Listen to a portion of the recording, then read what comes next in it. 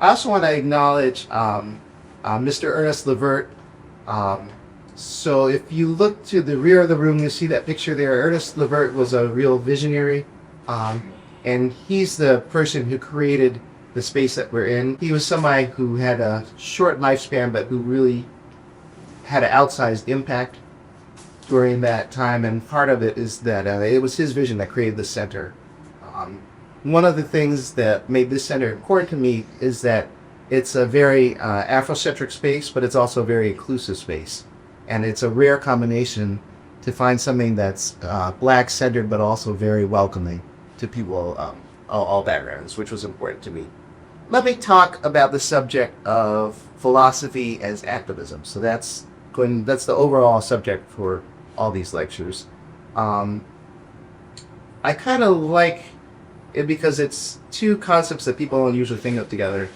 And I think normally when we think of philosophy, we really think of the academy or meaning the colleges. And I did take academic philosophy for a while, but I found that it was not speaking to me because for me, philosophy is all about important decisions about what are we going to do in life, what's important in life. And in the academy, a lot of times it's like a dead thing that you kind of study at a distance.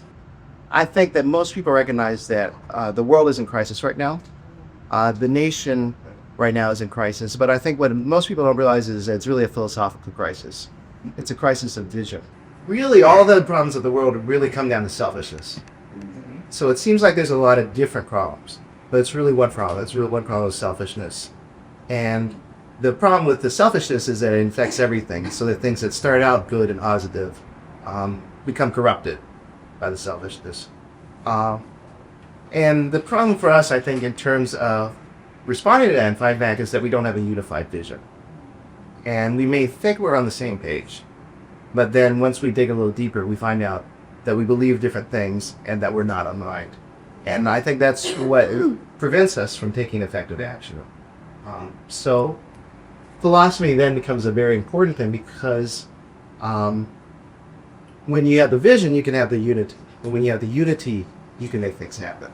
Uh, the great pop culture philosopher George Clinton, he said, "Free your mind, and your ass will follow."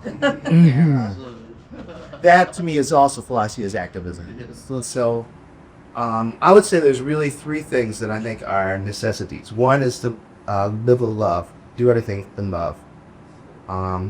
And for me as a religious person, love is how we connect ourselves to the Creator. The second thing that I think is important is self-expression. Because if you're not expressing yourself, then what are you in the world for? And I do feel that each one of us has something specific to ourselves that we have to share. And then if we're not sharing it, we're not doing what we're supposed to be doing. So that's the second thing. And the third thing is foster and care for the next generation.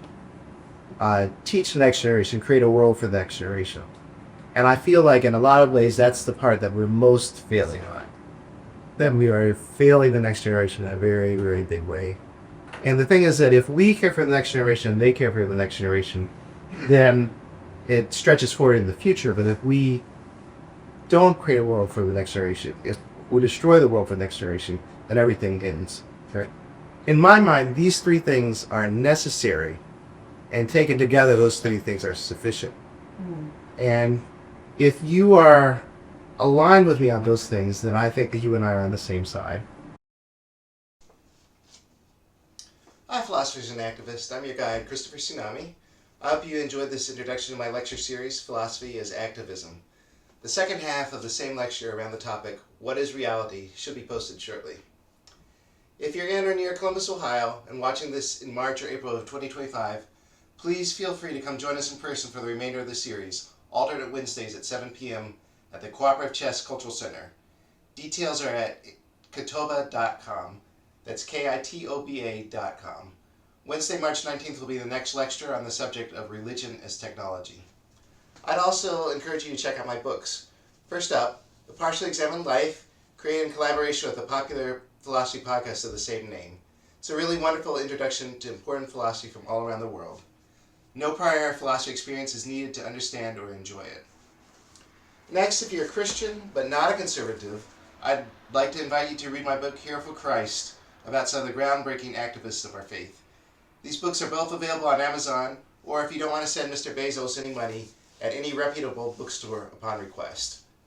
Finally, I'd like to thank our physical hosts, the Royal Oak Institute Chess Program. If you'd like to become a member of the organization or just to support their mission of bringing chess to inner city youth and adults, please check them out at theroichess.org. That's theroichess.org. Thank you very much, and I hope to see you at our next lecture.